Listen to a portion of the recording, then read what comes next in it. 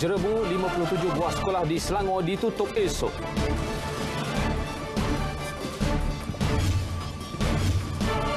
Tawaran harga pembelian tanah kampung baru di muktamad akhir tahun ini.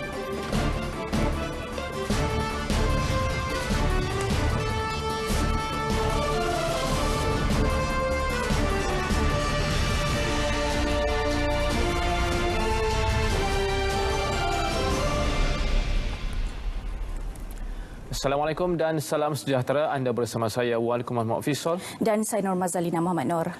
Sejak pagi tadi, kualiti udara di kebanyakan kawasan Semenanjung dan Sarawak mencatat bacaan IPU tidak sihat, iaitu sebanyak 43 kawasan setakat 7 malam tadi. Manakala satu kawasan merekodkan bacaan pada tahap sangat tidak sihat, iaitu di Johan Setia Selangor 213, manakala IPU di Sri Aman pada tahap tidak sihat.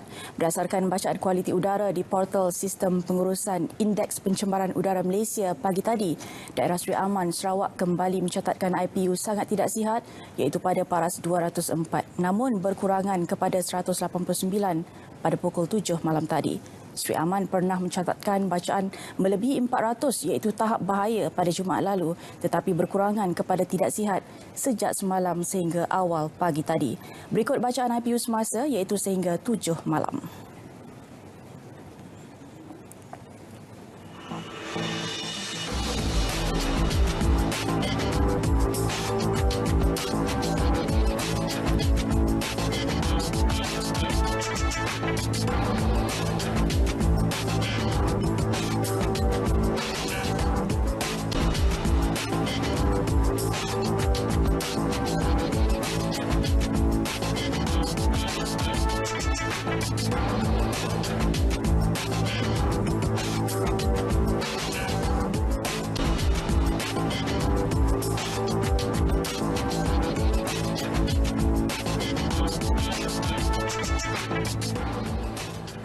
Susulan keadaan Jerebu kembali serius, Kementerian Pendidikan menerusi satu kenyataan memaklumkan sebanyak 57 buah sekolah di daerah Kuala Langat dan Kelang terus ditutup esok. Ia membabitkan 30 buah sekolah di Kuala Langat dan 27 di Kelang, melibatkan keseluruhan 68,025 pelajar. Kenyataan sama menjelaskan penutupan dibuat berdasarkan bacaan IPU di stesen Johan Setia melebihi 200 setakat pukul 2 petang tadi. Manakala kesemua sekolah yang tidak disenaraikan akan kembali beroperasi seperti biasa esok.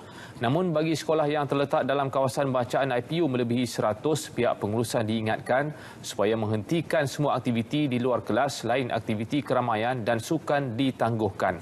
Pihak sekolah juga diingatkan jika bacaan IPU di kawasan sekolah melebihi 200, tindakan menutup sekolah terbabit perlu dibuat serta-merta dan melaporkan segera penutupan berkenaan kepada pejabat pendidikan daerah atau negeri.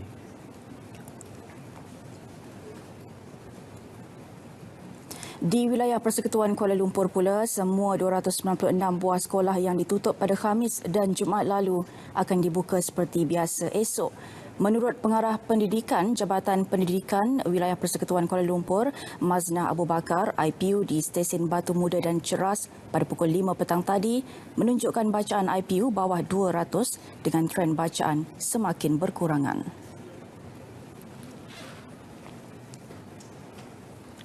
Peningkatan bacaan IPU di banyak kawasan masih berpunca daripada kesan kebakaran hutan di Sumatera dan Kalimantan, Indonesia. Berdasarkan laporan status kualiti udara Jabatan Alam Sekitar JAS, keadaan itu menyebabkan peningkatan bacaan IPU di Semenanjung, Sarawak dan Barat Sabah.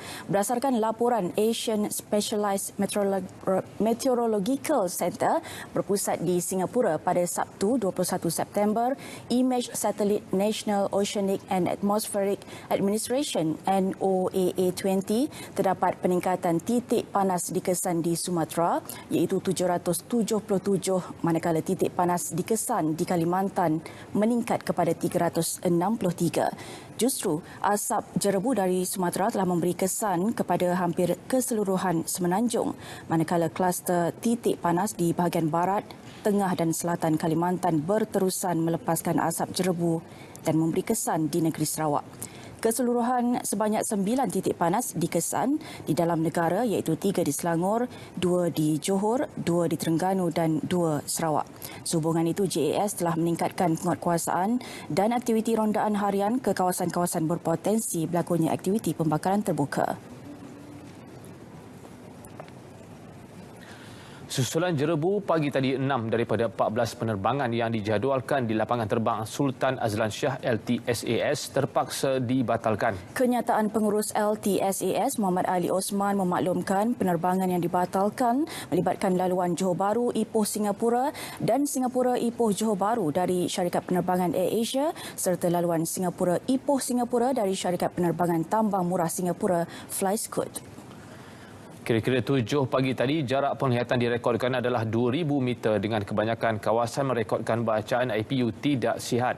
Akibat pembatalan itu, sebanyak 747 penumpang terjejas. Portal Sistem Pengurusan Indeks Pencemaran Udara Malaysia (APIMS) menunjukkan bacaan IPU di semua 5 stesen mula berada pada tahap tidak sihat dan menunjukkan tren meningkat sejak 4 pagi tadi. Setakat 7 malam, bacaan IPU di Taiping adalah 126, Tasik 179, Peguh 153 dan Seri Manjung 142.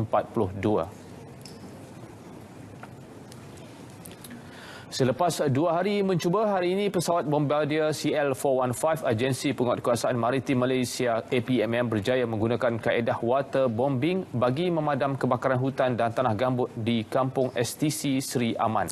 Ya, pada 18 dan 21 September lalu, operasi sama tidak berhasil berikutan masalah teknikal pada pesawat serta kekangan sumber air. Dengan membuat water scooping dari Sungai Lingga, operasi yang berakhir 12.15 tengah hari tadi berjaya melakukan simbahan air sebanyak 60,000 liter. Kaedah water bombing menggunakan helikopter MI-171 ini melibatkan kawasan seluas 53.2 hektar. Manakala jentera penggali turut digunakan di lokasi kebakaran bagi mengekang kebakaran daripada merebak. Sementara itu, Jabatan Meteorologi dalam kenyataannya menjangkakan jerebu dijangka berakhir apabila bermulanya fasa peralihan monsun bermula 24 September sehingga awal November. Ini kerana dalam tempoh tersebut, kawasan serantau negara akan menerima tiupan angin pelbagai hala. Peringatan kes penyakit berkaitan jerebu bukan perkara baru kerana jerebu berlaku setiap setahun. Ya, jelas Ketua Pengarah Kesihatan Datuk Dr. Nur Hisham Abdullah, peningkatan penyakit seperti asma dan konjungtivitis juga berbeza mengikut tempat bergantung tahap jerebu. Kalau meningkat tu, kalau kita lihat conjunctivitis is one of them lah, yang banyak yang meningkat. Dilaporkan berbeza tempat ke tempat. Contohnya dalam 3-40% peningkatan sakit mata konjunktivitis. Asma pun, lelah pun meningkat juga. Peratusan meningkat tu ada bergantung pada tempat ke tempat. Contohnya di API yang tinggi, lepas tu kes tu akan meningkat juga. Keadaan jerebu dijangka berakhir hujung bulan ini susulan perubahan monsun masih memerlukan orang ramai sentiasa menjaga kesihatan dan mengurangkan aktiviti di luar bangunan. Beliau mengadakan lawatan kerja di Labuan.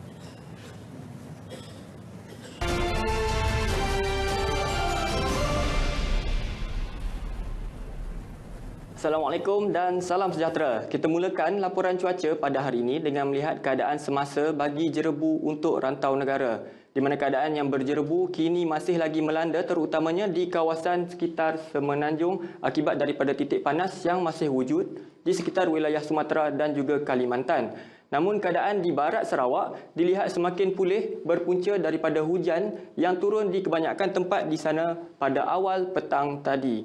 Dan hal ini dapat dilihat dengan lebih jelas lagi melalui tinjauan jarak ketampakan ataupun jarak penglihatan. Di mana jarak ketampakan bagi kawasan di sekitar barat Sarawak didapati semakin baik berbanding hari sebelumnya.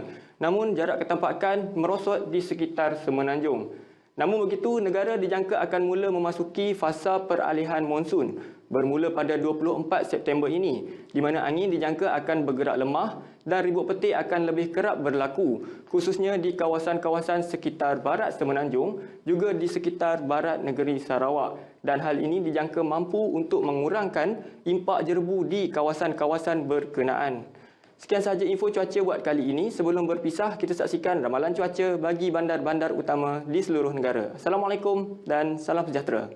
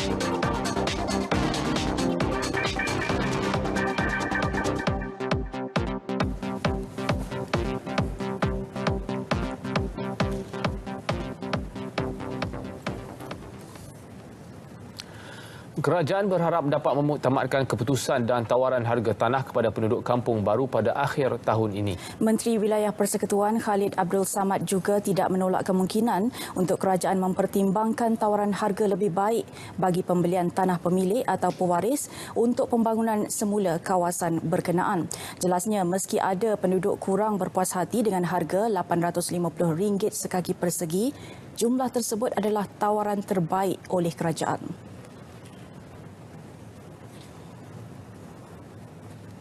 Saya dah semalam dia orang dah minta, so saya dah cakap saya akan jumpa dengan Tun M. Kita tanya je lah macam mana pandangan dia, boleh tak kita tapi kalau nak naik pun tak banyak lah. Pasal penilaian tu kerajaan kita terikat dengan penilaian yang dibuat, tapi adalah mungkin boleh naik 2-3% ke 5% ke. Saya bincang dengan Tun kan, kita tengok macam mana. Tambahnya, penilaian hartanah yang dibuat Jabatan Penilaian dan Perkhidmatan Harta itu berdasarkan kepada beberapa faktor, termasuk mengekalkan syarat kepentingan pemilikan orang Melayu sahaja. Beliau mengulas perkara itu dalam majlis penyerahan kunci residensi wilayah residensi Wangsa Mas di Ibu Negara. Pulau Pinang sememangnya terkenal sebagai destinasi peleburan baik tempatan dan juga asing, mempunyai pengalaman 50 tahun dalam bidang industri menjadikannya antara negeri maju dan pesat membangun. Ya, seperti tumpuan sebelum ini, bidang yang terus rancak diketengahkan adalah elektrik dan elektronik. Wartawan Abdullah Mahyudin ada perinciannya. Bagi suku pertama 2019, jumlah keseluruhan pelaburan sektor pembuatan yang diluluskan ke negeri ini mencecah 9.2 bilion ringgit, menyumbang kira-kira 35% FDI Malaysia bagi tempoh yang sama. Menurut Ketua Menteri Chow Kun Yeow, kerajaan negeri akan meneruskan usaha membangunkan bidang berkenaan bagi mendukung cabaran revolusi industri 4.0. Bagaimanapun, kerajaan negeri, ujar beliau, memilih mengurangkan perbelanjaan menerusi Belanjawan Kerajaan Negeri 2020. We want to attract new investment. We are at the same time looking at reinvestment. And in this case, if they continue to grow, it is reinvestment. Reinvestment is as good, even better than new investment. So it is a two-pronged strategy. Yes, new investment, but existing investors, if they are happy, they will reinvest. Hubungan antara pelabur sedia ada dan bakal pelabur ke negeri ini dijangka memberi manfaat bagi mencapai status Pulau Pinang Bandar Pintar selain mencapai visi Pulau Pinang 2030. Untuk tujuan itu, pelbagai teknologi baharu juga akan dibawa masuk ke negeri ini. Sementara itu, menurut pelabur Eric Thomas, beliau menyifatkan Pulau Pinang antara rakan pelabur yang baik dalam urusan pembangunan industri. Terlibat dalam pembuatan sistem pembinaan perindustrian, beliau menyasarkan peningkatan produktiviti dengan mencapai keuntungan berjumlah 300 juta ringgit menjelang 2021. We've had the pleasure of working with a lot of very talented individuals and engineers, which has made our investment really easy compared to placing this in other parts of the world. So I think Penang has the availability of a really large population of well-educated people. Usaha sama ini sekaligus mewujudkan peluang pekerjaan kepada penduduk tempatan. Sini kerja manga seronok puas hati, gembira lah. Apa petang ya you kerja?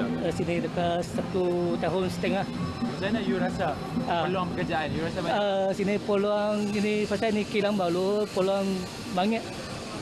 Peluang banyak. You rasa happy lah? Happy. Punya pengalaman tu memang kita dapat daripada overseas punya experience lah. Sebab mereka banyak masuk barang mereka main sini. Iaitu kat sini bang rasa peluang pekerjaan sekarang? Peluang pekerjaan kat sini sekarang ni memang tengah banyak lah, tengah okey lah. Revolusi Industri 4.0 membuka dan merancakkan lagi sektor elektrikal dan elektronika di negeri Pulau Pinang. Bukan sahaja ke arah wawasan Penang 2030, malah rentaknya telah memberi kesan positif kepada sektor-sektor lain, antaranya pendidikan, pengangkutan dan kesihatan terutamanya. Semoga Pulau Pinang terus maju dan menjadi antara penyumbang terbesar kepada pertumbuhan ekonomi negara. Abdullah Mayudin, RTM.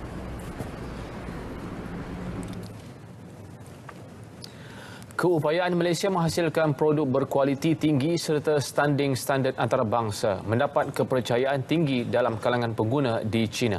Ia terbukti apabila syarikat Malaysia berjaya menjana pendapatan besar menerusi pelbagai platform pemasaran secara dalam talian milik Alibaba pada pameran Malaysia Week 2019 bertempat di Shanghai. Kamal Firmansyah Kamaluddin ada butirannya.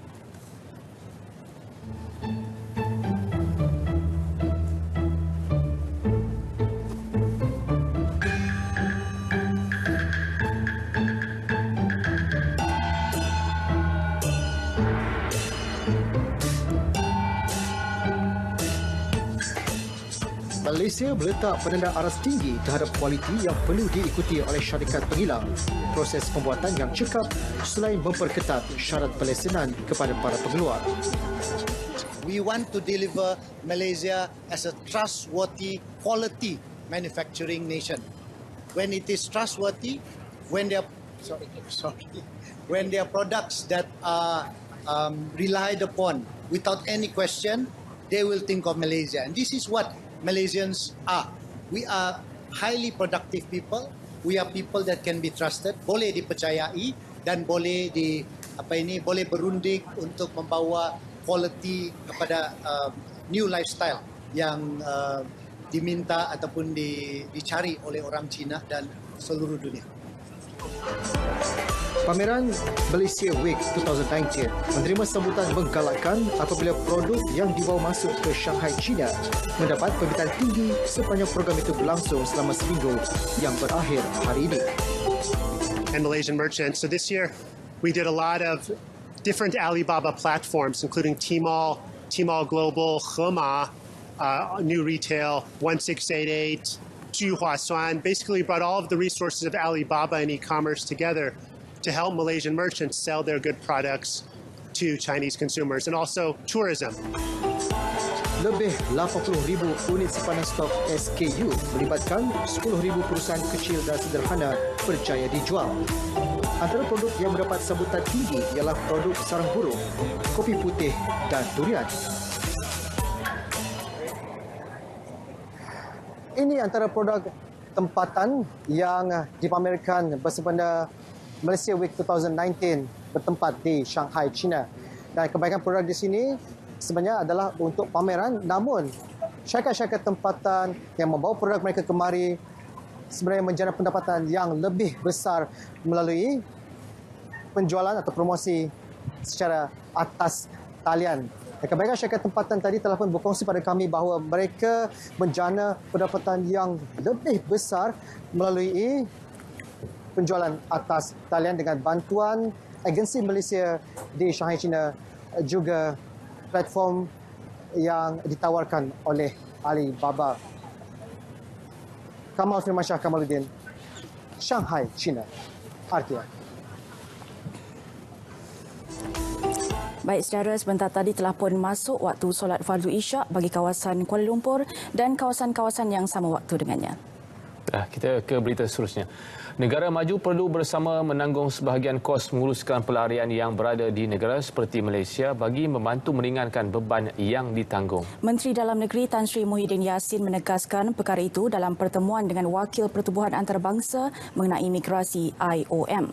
Jelasnya, Malaysia perlu mengutamakan banyak rakyatnya yang masih memerlukan bantuan, namun pada masa sama terpaksa berdepan isu pelarian seperti etnik Rohingya dari Myanmar.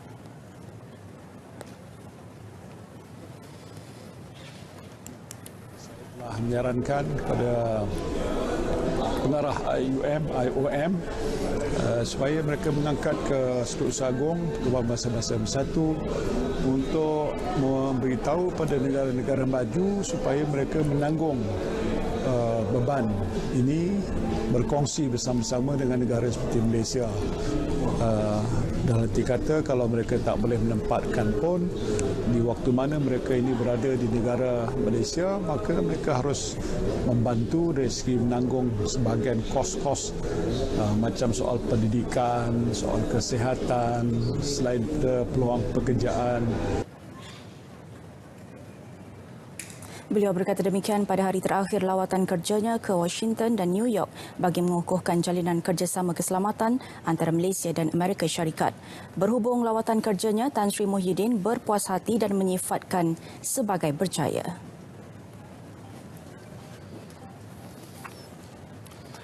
Bekas penasihat peribadi kepada usahawan terkenal Datuk Dr. Cik Rozmi Cik Din dihukum penjara 5 tahun dan denda RM90,000 atas 3 pertuduhan pecah amanah 5 tahun lalu. Hakim Mahkamah Session Al-Star Azman Abu Hassan memerintahkan tertuduh Abdullah Sani Ismail 64 tahun menjalani hukuman penjara dan membayar denda hari ini.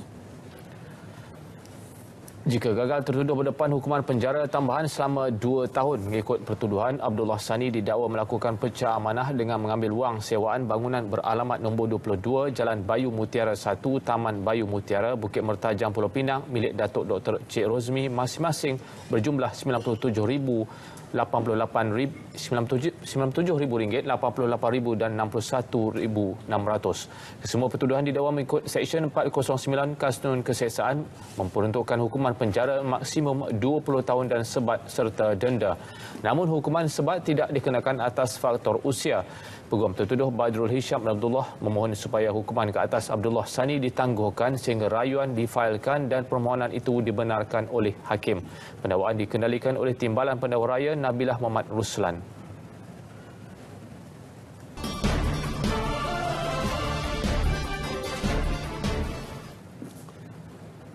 Sukan kita mulakan dengan kelayakan kejuaraan AFC bawah 16 tahun di Laos. Malaysia terlepas peluang untuk mencipta kemenangan dan muncul juara kumpulan J apabila diikat seri 2-2 dengan Jepun. Dengan keputusan itu, impian pasukan negara untuk layak ke pusingan akhir kejuaraan itu tahun depan lebur apabila gagal menempatkan diri sekurang-kurangnya dalam kelompok 4 naib juara terbaik bagi mengiringi 11 juara setiap kumpulan. Pada perlawanan yang berlangsung di Stadium Nasional Vientiane, Jepun terlebih dahulu menjaringkan gol menerusi sepakan penalti Rui Osaka minit ke-63. Bagaimanapun, Malaysia yang dikendalikan Ketua Jurulatih P. Maniam memperoleh gol penyamaan juga menerusi sepakan penalti yang disempurnakan Daniel Ezwan.